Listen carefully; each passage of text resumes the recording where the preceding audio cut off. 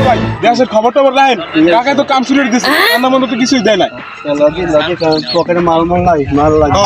লগে চল দি দেই